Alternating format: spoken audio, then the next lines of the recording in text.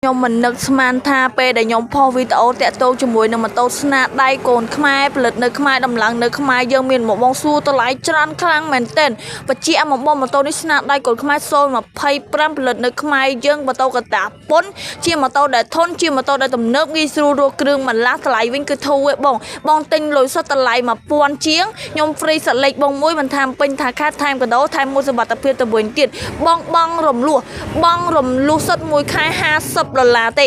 $50អត់យកអ្នកធានាអត់យកលុយកក់អត់យកលុយចូលរួមអត់សិក្សាយូរទេតែ1ម៉ោងបានម៉ូតូជិះភ្លាមអ្នកខេត្តក៏បងបានអ្នកភ្នំពេញក៏បងបានដែរបងណាដែរក៏អត់ជឿទុកចិត្តទេមកដាក់ឯកសារភ្លាមបងហ៊ាននិយាយហ៊ានធ្វើហ៊ានស៊ីហ៊ានសងអត់មាននិយាយយកតែបញ្យូអត់មាននិយាយយកតែឡាយទេចឹងបងណាដែរក៏ចង់បងរំលោះស៊ីថ្ងៃស៊ីខែអាចបងរំលោះបានស្រាប់ឯកសារតែញាតិបានទៅធ្វើគូសារនឹងតែបជាពេលខែបងណាដែរក៏រស់ស៊ីតូចធំក្តីអីចាតែញាតិបានទៅធ្វើគូសារសិក្សាភ្លាមមកម៉ូតូជិះភ្លាមអាយុចាប់ពី18 19ឆ្នាំឡើងអាចបងរំលោះបានហើយបងណាដែលគាត់ចង់បងរំលោះឆាតចូលពេកតាម Telegram ឬមួយតាមលេខទូរស័ព្ទខាងក្រោមបានណាបង